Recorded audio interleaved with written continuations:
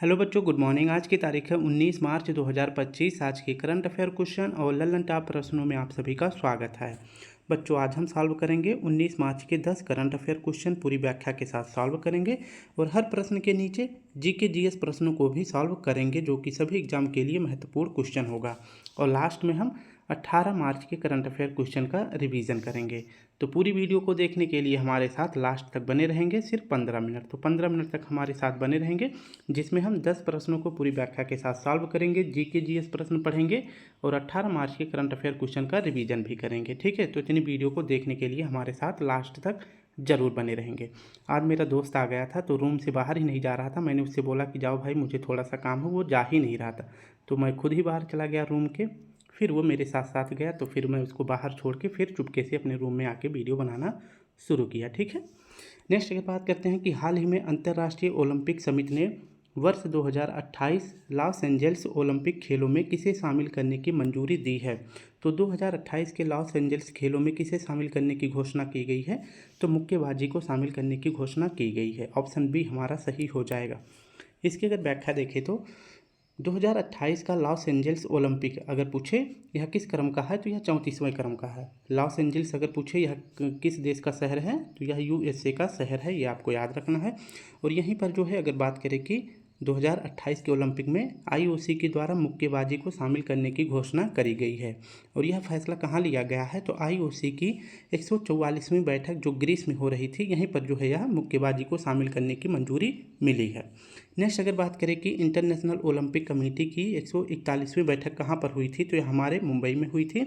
और यहाँ पे जो है T20 पुरुष क्रिकेट को शामिल करने की भी घोषणा की गई है। और यह जो है T20 कहाँ कब खेला जाएगा, तो लॉस एंजल्स के ओलंपिक में खेला जाएगा। ठीक है, नेक्स्ट अगर बात करें कि आईओसी की स्थापना कब की गई थी, तो 23 जुलाई 1894 को इसकी स्थापना करी जाती है। और आईओसी का मुख्यालय अगर पूछे कहाँ है, तो इसका मुख्यालय लुसाने स्विट्जरलैंड में है। नेक्स्ट अगर पूछे आईओसी के वर्तमान अध्यक्ष कौन है, तो थॉमस बॉक जो है वर्तमान में इसके अध्यक्ष हैं। पेरिस ओलंपिक 2024 किस क्रम का, तो ये 33वें क्रम का था। और इसमें शुभंकर क्या रखा गया है, तो शुभंकर का नाम था फ्रिज। और भारत की रैंक पूछे क्या है, तो भारत की रैंक है 71वीं। और कुल पदक अगर पूछे भारत का कितना है, तो कुल 6 पदक हैं, जिनमें से अगर पूछे गोल्ड कितना है 0, सिल्वर कितना है तो 1, और ब्रोंज पूछे कितना है तो 5 है। जो ये सिल्वर मेडल है किसके द्वारा जीता गया था, तो नीरज चोपड़ा जी के द्वारा जीता गया था। किसके द्वारा, तो नीरज चोपड़ा जी के द्वारा जीता गया था।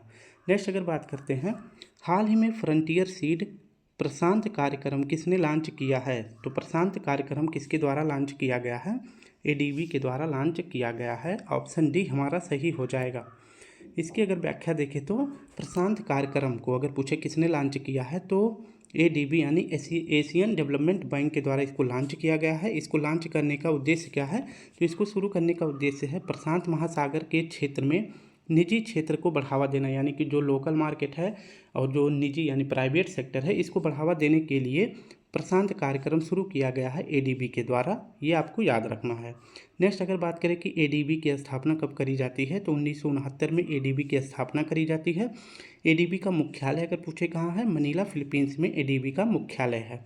एडीबी का अगर पूछे कुल कितने देश इसमें शामिल है, कुल 69 सदस्य देश इसमें शामिल हैं। 69वां पूछे कौन सा है, तो इजराइल है। नेक्स्ट अगर बात करें कि विश्व का सबसे बड़ा महासागर कौन सा है, तो प्रशांत महासागर सबसे बड़ा है। दूसरे नंबर का अटलांटिक महासागर और तीसरे नंबर का हिंद महासागर है। तो याद रखना है, एडीबी के द्वारा प्रशांत कार्यक्रम लॉन्च किया गया है। नेक्स्ट अगर बात करते हैं WTO, इसकी स्थापना कब करी जाती है, 1 जनवरी 1995 को किया जाता है। और WTO का अगर पूछे कि मुख्यालय कहाँ है, तो जिनेवा स्विट्जरलैंड में है। नेक्स्ट बात करें IMF यानी इंटरनेशनल मॉनेटरी फंड और विश्व बैंक, इन दोनों की स्थापना कब होती है, तो 1944 में होता है। और किस सम्मेलन से होता है, तो ब्रेटन वुड्स सम्मेलन से IMF और WB की स्थापना होती है। इन दोनों का मुख्यालय अगर पूछे कहाँ है, तो वाशिंगटन DC USA में इनका मुख्यालय है। NDB यानी नेशनल न्यू डेवलपमेंट बैंक, इसमें जो है नवीनतम सदस्य देश अगर पूछे कौन शामिल हुआ है, तो अल्जीरिया इसमें शामिल हुआ है। नेक्स्ट हमारा प्रश्न है तीसरा, हाल ही में नॉर्वे के वर्ष 2025 के होलबर्ग पुरस्कार के लिए किसे चुना गया है। तो होलबर्ग पुरस्कार अगर पूछे किस देश का है, तो यह नॉर्वे का है। और अभी हाल ही में किसे प्रदान किया गया है, तो गायत्री चक्रवर्ती जी को प्रदान किया गया है। इसकी अगर व्याख्या देखें तो होलबर्ग पुरस्कार 2025 यह कहाँ का पुरस्कार है? तो नॉर्वे देश का पुरस्कार है और इसकी इनामी राशि कितनी है? तो 5.040 लाख डॉलर जो है इसकी इनामी राशि है। ठीक है, कितनी है? तो 5.40 लाख डॉलर जो है इसकी इनामी राशि है। और अभी होलबर्ग पुरस्कार किसे प्रदान किया गया है? तो गायत्री चक्रवर्ती जी को प्रदान किया गया है। किसके लिए? तो ये एक सिद्धांतकार और साहित्यकार हैं, इसके लिए इन्हें जो है नॉर्वे का होलबर्ग पुरस्कार से सम्मानित किया गया है। नॉर्वे की राजधानी पूछे क्या है? तो इसकी राजधानी है ओस्लो। और अगर पूछे कि ओस्लो में जो है शांति का नोबेल पुरस्कार प्रदान किया जाता है। बाकी के जो 5 क्षेत्र में नोबेल पुरस्कार प्रदान किए जाते हैं तो वह स्वीडन की राजधानी स्टॉकहोम में प्रदान किया जाता है और बाकी जो 6वां होता है यह ओस्लो में प्रदान किया जाता है, जिसे शांति का नोबेल पुरस्कार कहा जाता है। एक और पुरस्कार याद रखना है, आर्द्रभूमि संरक्षण के लिए किसी भारतीय को पहली बार जो है रामसर पुरस्कार प्रदान किया गया है। इनका क्या नाम है? तो इनका नाम है जयश्री वेंकटेशन। तो जयश्री वेंकटेशन जी को आर्द्रभूमि संरक्षण के लिए पहली बार रामसर पुरस्कार से सम्मानित किया गया है। और भारत में पूछे कुल कितने रामसर साइट है? तो 89 कुल रामसर साइट है अपने भारत में। और सबसे ज़्यादा अगर पूछे रामसर साइट किस राज्य में है? तो तमिलनाडु में है और दूसरे नंबर पर उत्तर प्रदेश है। हाल ही में इसरो के अध्यक्ष वी नारायणन ने Shri S Ramakrishnan thermal research centre का शुभारंभ कहाँ किया है? तो इसरो के अध्यक्ष अगर पूछे कौन है वर्तमान में, तो 11वें नंबर के श्री वी नारायणन जी हैं, 11वें नंबर के इसरो के अध्यक्ष। इनके द्वारा जो है Shri S Ramakrishnan thermal research centre की स्थापना कहाँ की गई है? तो IIT मद्रास में करी गई है। ऑप्शन सी हमारा सही हो जाएगा। इसकी अगर व्याख्या देखें तो इसरो के अध्यक्ष कौन है? वी नारायणन जी हैं। और इन्होंने किसका शुभारंभ किया है? तो Shri S Ramakrishnan thermal research centre की स्थापना करी है। और यह स्थापना कहाँ किया गया है? IIT मद्रास में किया गया है। इसका उद्देश्य क्या है? तो इस सेंटर को स्थापित करने का उद्देश्य है शीतलन प्रणाली पर कार्य करना। और यह शीतलन प्रणाली अगर पूछे किस पर कार्य किया जाएगा तो इसका प्रयोग कहाँ किया जाएगा? तो जो नेक्स्ट जनरेशन का स्पेस मिशन भेजा जाएगा उसमें जो है शीतलन प्रणाली पर कार्य किया जाएगा। किसके लिए? तो नेक्स्ट जनरेशन में जो स्पेस मिशन भेजा जाएगा उसमें जो है शीतलन प्रणाली का प्रयोग किया जाएगा। और इसके लिए है Shri S Ramakrishnan thermal research centre की आधारशिला कहाँ रखी गई है? तो इसका शुभारंभ किया गया है IIT मद्रास में। किसने किया है? तो इसरो के 11वें नंबर के अध्यक्ष वी नारायणन जी ने किया है। नेक्स्ट प्रश्न की अगर बात करें कि इसरो की स्थापना कब करी जाती है? 15 अगस्त 1969 को किया जाता है। और इसके पहले अध्यक्ष अगर पूछे कौन है? तो विक्रम साराभाई हैं। इसरो का अगर पूछे मुख्यालय कहाँ है? बेंगलुरु में है। और 11वें नंबर के इसके अध्यक्ष कौन है? तो वी नारायणन जी हैं, ये आपको याद रखना है। और लॉन्चिंग पैड अगर पूछे इसरो का कहाँ है? तो श्रीहरिकोटा सतीश धवन आंध्र प्रदेश में इसका जो है लॉन्चिंग पैड है। नेक्स्ट हमारा प्रश्न है 5वां, हाल ही में पहली बार एशिया के बाहर कबड्डी विश्व कप 2025 कहाँ प्रारंभ हुआ है? तो एशिया के बाहर जो है पहली बार कबड्डी विश्व कप 2025 का आयोजन किया गया है। कहाँ पर? तो यह इंग्लैंड में किया गया है। ठीक है, इसकी अगर व्याख्या देखें तो कबड्डी विश्व कप 2025 इसका आयोजन जो है कहाँ किया जा रहा है? इंग्लैंड में। और पहली बार जो है एशिया के बाहर इसका आयोजन किया जा रहा है। ठीक है, अगर नेक्स्ट बात कर लेते हैं कि 2019 में जो कबड्डी विश्व कप हुआ था इसका आयोजन कहाँ किया गया था? तो इसका आयोजन किया गया था मलेशिया में। इसमें जो है मेल या चाहे फीमेल यानी कि महिला या पुरुष दोनों में अगर पूछे कि विजेता कौन बना था तो दोनों में भारत बना था। ठीक है, तो ये हमें 2025 वाला विश्व कबड्डी याद रखना है। इसका आयोजन पहली बार एशिया के बाहर कहाँ किया गया है? इंग्लैंड में किया गया है। कबड्डी में अगर पूछे कुल कितने खिलाड़ी होते हैं? तो कुल 7 खिलाड़ी होते हैं।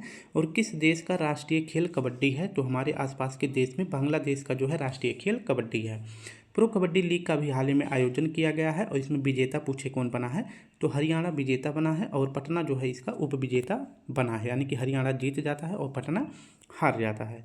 खो खो वर्ल्ड कप इसका आयोजन पहली बार अपने भारत में किया गया है और इसका शुभंकर क्या रखा गया है? तारा और तेजस इसका शुभंकर रखा गया है।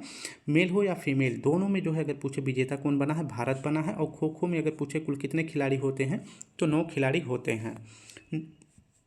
नेक्स्ट अगर प्रश्न की बात करें कि एशिया हॉकी चैंपियनशिप इसमें अगर पूछे कि मेल या फीमेल में विजेता कौन बना है? तो भारत बना है। और दोनों में अगर पूछे हारा कौन है? तो दोनों में चीन हारा है। 45वें क्रम का शतरंज ओलंपियाड इसका आयोजन कहाँ किया गया था? तो हंगरी में किया गया था। इसमें भी अगर पूछे मेल या फीमेल में कौन जीता है? तो भारत जीता है। छठा प्रश्न है, हाल ही में स्वरोजगार को बढ़ावा देने के लिए राजीव युवा विकासम योजना किसने प्रारंभ की है? तो राजीव युवा विकासम योजना आप सभी को पता है कि इस नाम का जो है अगर कहीं परियोजना शुरू की जाती है तो वहाँ पे कांग्रेस की सरकार होगी। ठीक है, तो इन चारों में अगर पूछे कांग्रेस की सरकार कहाँ है? तेलंगाना में है। ठीक है, तो राजीव युवा विकासम योजना कहाँ शुरू करा गया है? तेलंगाना में शुरू किया गया है। अगर नेक्स्ट इसकी पूरी व्याख्या देखें तो राजीव युवा विकासम योजना किसने शुरू करा है? तेलंगाना सरकार ने शुरू करा है। और यहाँ के सीएम कौन है? तो रेवंत रेड्डी जी हैं। अगर इसका उद्देश्य पूछे क्या है तो स्वरोजगार को बढ़ावा देने के लिए राजीव युवा विकासम योजना शुरू किया गया है। और इस योजना के लिए अगर पूछे कितना फंड जारी किया गया है तो 6,000 करोड़ रुपये जारी किया गया है। अगर व्यक्ति जो है 1 लाख रुपये का लोन लेता है तो उसको सरकार की तरफ से 80% का सब्सिडी यानी छूट दिया जाएगा। 2 लाख का लोन लेता है तो उसे 70% का छूट दिया जाएगा। और 3 लाख का लोन लेता है तो उसे 60% का छूट दिया जाएगा। नेक्स्ट अगर बात करें कि तेलंगाना सरकार के द्वारा और 2 योजनाएं आपको याद रखनी है, एक तो राइथु भरोसा योजना और दूसरा है इंदिरम्मा आत्मीय भरोसा योजना। ये दोनों अगर पूछे किस सरकार के द्वारा शुरू किया गया है तो तेलंगाना सरकार के द्वारा शुरू किया गया है। तेलंगाना की स्थापना पूछे कब करी गई है तो 2 जून 2014 को किया जाता है। तेलंगाना का अगर पूछे राजधानी कहाँ है तो हैदराबाद में इसका राजधानी है। हरियाणा सरकार के द्वारा एक योजना शुरू करी जाती है लाडो लक्ष्मी योजना। इस योजना के तहत जो है महिलाओं को प्रति माह 2100 रुपये दिया जाएगा। ठीक है, और हरियाणा के अगर पूछे सीएम कौन है तो ये आप सभी को कमेंट में हमें बताना है कि हरियाणा के सीएम कौन है। ठीक है, तो इसका क्वेश्चन आप सभी हमें कमेंट में जरूर बताएंगे। नेक्स्ट प्रश्न की बात करते हैं, हाल ही में मानव कोरोना वायरस HKU1 का मामला कहाँ दर्ज हुआ है? तो पहली बार भारत में HKU1 का मामला कहाँ देखा गया है जो मानव कोरोना वायरस की तरह है? तो इसका पहला केस मिला है कोलकाता पश्चिम बंगाल में। ऑप्शन डी हमारा सही हो जाएगा। HKU1 यह क्या है? एक मानव कोरोना वायरस है और इसका पहला केस अगर पूछे कहाँ मिला है तो पश्चिम बंगाल कोलकाता में इसका पहला केस मिला है। इसके लक्षण क्या है? तो हल्की खांसी जुकाम के साथ जो है श्वसन तंत्र जो है इससे प्रभावित होगा, जैसे कोरोना वायरस में होता था, लेकिन ये जो है उससे बहुत ही कम प्रभावशाली है। और इसके वायरस का अगर नाम पूछे क्या है तो RNA वायरस है। और इसकी शुरुआत पूछे इस वायरस की शुरुआत पहली बार कहाँ से हुई है तो हांगकांग से इसकी शुरुआत हुई है। और भारत में पहला केस कहाँ देखा गया है? कोलकाता पश्चिम बंगाल में देखा गया है। कोलकाता से संबंधित महत्वपूर्ण प्रश्न देखते हैं। कोलकाता पूछे किस नदी के किनारे स्थित है? तो हुगली नदी के किनारे स्थित है। भारत का पहला अंडर वाटर मेट्रो का शुभारंभ कहाँ किया गया है? तो यह कोलकाता हुगली नदी पर किया गया है। नेक्स्ट अगर प्रश्न पूछे कि तो इंडियन स्टैटिक्स इंस्टीट्यूट इसकी शुरुआत अगर पूछे किसने करी है तो PC महालनोबिस जी ने करी है। वो कहाँ पर करी थी? तो कोलकाता में करी थी। कहाँ पर? कोलकाता में करी थी, आपको याद रखना है। और इसकी शुरुआत अगर पूछे PC महालनोबिस जी ने कब करी थी तो 1931 में करी थी। कब? 1931 में करी थी, ये भी आपको याद रखना है। नेक्स्ट अगर प्रश्न की बात करते हैं कि सुभाष चंद्र एयरपोर्ट अगर पूछे कहाँ है? कोलकाता में है। और भारत का पहला उड़ान यात्री कैफ़े इसकी शुरुआत अगर पूछे पहली बार किस एयरपोर्ट पर करा गया है? सुभाष चंद्र एयरपोर्ट पर करा गया है, जो कि कहाँ है? कोलकाता में। ठीक है, तो ये तो महत्वपूर्ण क्वेश्चन है, याद रखना है कि भारत का पहला उड़ान यात्री कैफ़े की शुरुआत किस एयरपोर्ट पर करी गई है? तो सुभाष चंद्र एयरपोर्ट पर करी गई है। 8वां प्रश्न हमारा है, हाल ही में छत्रपति शिवाजी महाराज को समर्पित पहले मंदिर का उद्घाटन कहाँ हुआ है? तो छत्रपति शिवाजी महाराज के लिए पहली बार जो है मंदिर कहाँ पर इसका उद्घाटन किया गया है? तो सभी को पता है ये कहाँ किया गया होगा, तो यह महाराष्ट्र में किया गया है। ठीक है, नेक्स्ट अगर इसकी बात करें तो महाराष्ट्र के मुख्यमंत्री कौन हैं? तो देवेंद्र फडणवीस जी हैं। और इन्होंने मंदिर का उद्घाटन किया है, किसके मंदिर का? तो छत्रपति शिवाजी महाराज के मंदिर का पहली बार उद्घाटन किया है। कहाँ पर? ठाणे के भिवंडी शहर में, ठाणे नामक भिवंडी शहर में जो है इसका उद्घाटन किया गया है देवेंद्र फडणवीस जी के द्वारा, तो ये आपको याद रखना है। और यह मंदिर अगर पूछे किसका प्रतीक माना गया है तो वीरता और शौर्य का प्रतीक माना गया है। और मंदिर का जो डिज़ाइन है यह किसने तैयार किया है? तो विजय कुमार पाटिल जी ने किया है। वहीं अगर बात करें कि जो छत्रपति शिवाजी महाराज की प्रतिमा है इसका जो है डिज़ाइन कौन बनाएगा? तो अरुण योगी राज जी बनाएंगे। आप सभी को बताना है कि अरुण योगी राज जी ने और किस मंदिर का जो है फेमस मंदिर का जो है प्रतिमा बनाया था। ठीक है, तो याद रखना है छत्रपति शिवाजी महाराज की प्रतिमा कहाँ बनाई जाएगी? ठाणे भिवंडी में बनाई जाएगी, जिसकी शुरुआत किसने करी है? देवेंद्र फडणवीस जी ने करी है। नेक्स्ट अगर बात करते हैं श्री राम जी की जो प्रतिमा है ये श्री राम जी की जो प्रतिमा है इसको किसने बनाया है? तो अरुण योगी राज जी ने बनाया है, जो अयोध्या में है। भारत में अगर पूछे छापामार या गौरेला युद्ध के जनक के रूप में कौन जाने जाते हैं? तो छत्रपति शिवाजी महाराज जाने जाते हैं। छत्रपति शिवाजी महाराज के दरबार में ही अष्टप्रधान रहते थे। ठीक है, और जो ये अष्टप्रधान थे इसका प्रधानमंत्री कौन था? तो पेशवा इसका प्रधानमंत्री होता था। 9वां प्रश्न हमारा है, हाल ही में राष्ट्रीय अनुसंधान फाउंडेशन का CEO किसे नियुक्त किया गया है? तो राष्ट्रीय अनुसंधान फाउंडेशन का CEO किसे बनाया गया है? तो डॉक्टर शिव कुमार कल्याणरम जी को जो है इसका CEO बनाया गया है। इसकी अगर व्याख्या देखें तो राष्ट्रीय अनुसंधान फाउंडेशन इसका जो है CEO किसे बनाया गया है? तो डॉक्टर शिव कुमार कल्याण रमन जी को बनाया गया है। और इसके पूछे अध्यक्ष कौन होते हैं? तो प्रधानमंत्री इसके अध्यक्ष होते हैं। इसका उद्देश्य क्या है? तो इसका उद्देश्य है रिसर्च और अनुसंधान को बढ़ावा देना। राष्ट्रीय अनुसंधान फाउंडेशन का यह जो है कार्य है। और पूछे इसकी स्थापना कब करी जाती है? तो इसकी स्थापना 2023 में की जाती है। कुछ महत्वपूर्ण पदों पर जो है नियुक्त किए गए व्यक्तियों के नाम याद रख लेते हैं। जैसे इसरो के नए अध्यक्ष जो बनाए गए हैं, कौन बनाए गए हैं? 11वें क्रम के बी नारायणन जी बनाए गए हैं। RBI का नया गवर्नर किसे बनाया गया है? संजय मल्होत्रा जी को, और ये 26वें क्रम के हैं। और नेक्स्ट अगर बात करें, इलेक्शन कमीशन ऑफ इंडिया के अध्यक्ष कौन बनाए गए हैं? तो इलेक्शन कमीशन ऑफ इंडिया के अध्यक्ष बनाए गए हैं ज्ञानेश कुमार जी। और 91वें नंबर के मुख्य न्यायाधीश कौन बनाए गए हैं? तो जस्टिस संजीव खन्ना जी बनाए गए हैं। और CAG यानी कैग वर्तमान में कौन बनाए गए हैं? तो के संजय मूर्ति जी कैग बनाए गए हैं। आज का आखिरी प्रश्न हमारा है, हाल ही में 62 वर्ष की उम्र में अंतर्राष्ट्रीय क्रिकेट में पदार्पण करने वाले सबसे उम्रदराज खिलाड़ी कौन है? यानी कि 62 वर्ष में क्रिकेट में एक बार फिर से खेलने की शुरुआत किसने करी है? तो मैथ्यू ब्राउनली जी ने करी है। ऑप्शन ए हमारा सही हो जाएगा।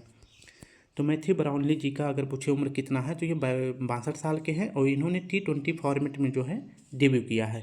और ये सबसे उम्रदराज खिलाड़ी हैं। और ये किस टीम से खेलने वाले हैं? तो फॉकलैंड टीम से खेलने वाले हैं। और किसके खिलाफ खेलेंगे? तो कोस्टा रिका के खिलाफ ये जो है खेलने वाले हैं। तो नाम इंपॉर्टेंट हो जाता है। 62 साल यानी कि जिस उम्र में लोग उठना बैठना मतलब उठने बैठने में भी प्रॉब्लम होती है, वो इस टाइम पे जो है क्रिकेट में डेब्यू कर लिए हैं। ठीक है, तो ये आपको याद रखना है। फॉकलैंड टीम से खेलेंगे। और किसके खिलाफ खेलेंगे? तो कोस्टा रिका के खिलाफ खेलेंगे। सुनील छेत्री अगर आप सभी से पूछे ये किसके खिलाड़ी हैं, तो ये फुटबॉल के खिलाड़ी हैं। और इन्होंने संन्यास ले लिया था, लेकिन अभी जो है इन्होंने खेलना फिर से शुरू कर दिया है। स्टीव स्मिथ ये किसके खिलाड़ी हैं? तो ये क्रिकेट के खिलाड़ी हैं। किसके खिलाड़ी हैं? क्रिकेट के खिलाड़ी हैं, आपको याद रखना है। और किस देश के हैं? तो ये ऑस्ट्रेलिया देश के हैं। कहाँ के हैं? ऑस्ट्रेलिया के हैं। और इन्होंने अभी जो चैंपियंस ट्रॉफी हुई थी उसमें हार के बाद जो है भारत से हारने के बाद इन्होंने संन्यास ले लिया है वनडे से। ठीक है, तो वनडे से इन्होंने संन्यास ले लिया है। अब हम नेक्स्ट 2 मिनट के अंदर जो है 18 मार्च के करंट अफेयर क्वेश्चन का रिवीजन करते हैं। हाल ही में केंद्र सरकार ने किसके सहयोग से चंद्रयान 5 मिशन लॉन्च किया है? तो इसका सही विकल्प हो जाएगा जाक्सा। हाल ही में त्रिनिदाद और टोबैगो के नए प्रधानमंत्री के रूप में किसने शपथ ली है? तो स्टुअर्ट यांग जी ने ली है। हाल ही में भारत ने इटली में आयोजित विशेष ओलंपिक शीतकालीन खेलों में कितने पदक जीते हैं? तो कुल 33 पदक भारत ने जीते हैं। हाल ही में 128 नए चंद्रमा के साथ सर्वाधिक 274 चंद्रमा वाला ग्रह कौन बन गया है? तो शनि पहले नंबर पर, दूसरे नंबर पर जो है बृहस्पति 95 ग्रहों के उपग्रहों के साथ दूसरे नंबर पर बना हुआ है। हाल ही में शहरी कार्गो सेवा शुरू करने वाला पहला मेट्रो रेल कारपोरेशन कौन सा है? तो यह दिल्ली है। ऑप्शन सी हमारा सही हो जाएगा। हाल ही में 15वीं हॉकी इंडिया सीनियर महिला राष्ट्रीय चैंपियनशिप का खिताब किसने जीता है? तो यह झारखंड ने जीता है। और उप विजेता अगर पूछे कौन बना है, तो हरियाणा उप विजेता बना है। हाल ही में राष्ट्रीय टीकाकरण दिवस 2025 कब मनाया गया है? तो 16 मार्च को मनाया गया है। हाल ही में वर्ष 2024-25 के लिए किसे DSII का दर्जा दिया गया है? तो इसका सही विकल्प हो जाएगा। यानी कि इंश्योरेंस के क्षेत्र में पूरे भारत में कौन सी 3 कंपनियां हैं जो इंश्योरेंस बीमा कवर करती हैं?